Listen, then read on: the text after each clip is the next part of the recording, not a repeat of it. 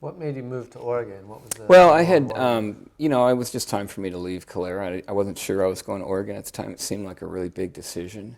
But I started thinking about what I liked about the industry. In fact, there was a time when I actually questioned whether I was even going to stay in the business just because I hadn't chosen it, so to speak, And I did get the bug, but it wasn't until I'd already been working in it for a while. It wasn't like I came, like most people, they have the passion, and then it becomes a hobby, and then they can't help themselves, and they get involved in the business. And mine was more of a curiosity, and then when I finally got the bug, I realized how much fun I was having. It was great, but I sort of wondered what else I could do that was nearly as interesting, and I couldn't come up with anything. I really like the idea of working for a small winery because you wear so many different hats. I was the electrician and the plumber and the ditch digger, and then you get to put on a tuxedo and go to fancy dinners and travel, and it's part science, part art. I couldn't think of anything that was more diverse. And so sort of when I identified that in myself, I realized I wanted to work for a small winery again. I had spent a lot of years trying to figure out how to make Pinot Noir, so I wanted to make Pinot Noir. And then it didn't hurt that coincidentally there was a guy who had just decided he was going to Oregon and needed a winemaker that was sort of courting me, and that was the who became the owner of Cristom.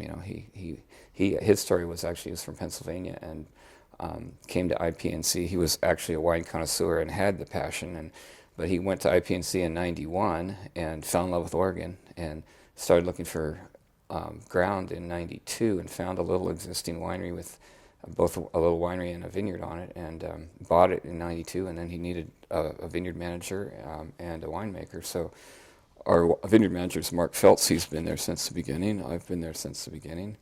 We all kind of started August of '92. And in the meantime, Paul has retired, and his son, Tom, is now the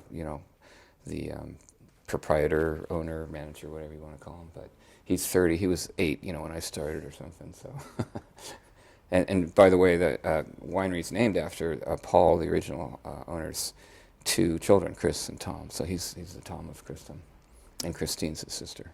And it's a very different environment today than it was when you started. You have Yes. Jackson Family Wines, you have Druin. I mean, Right. it's become an international destination. Yes. I mean, how has the vibe changed in the community over time? Not that much. I think there's a lot of people who are trying to, up the sort of image to a more professional, if you will. I mean, there's a lot of garage wineries and stuff like that, but they were making really good wine, and there is more money now, and especially some of the outside folks that have come in recent years. But there still is this feeling that you can't really make great Pinot Noir there anyway with high yields. For example, it just doesn't work. So we sort of have to be aimed at high quality, and it makes the wines a little expensive maybe, but when you compare them to Burgundy, they look like really great deals. So we don't really feel like we're expensive, but it's because to get the quality that we need, we have to keep the yields down and stuff. So I think most of the changes over the many years have probably been in viticulture, just learning how to grow the best possible grapes and finding the right spots. But I still think there's lots of spots that we haven't found that are going to be great down the road. So,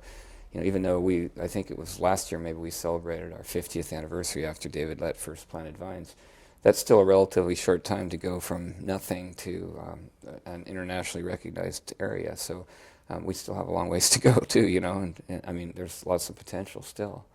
So it's kind of exciting.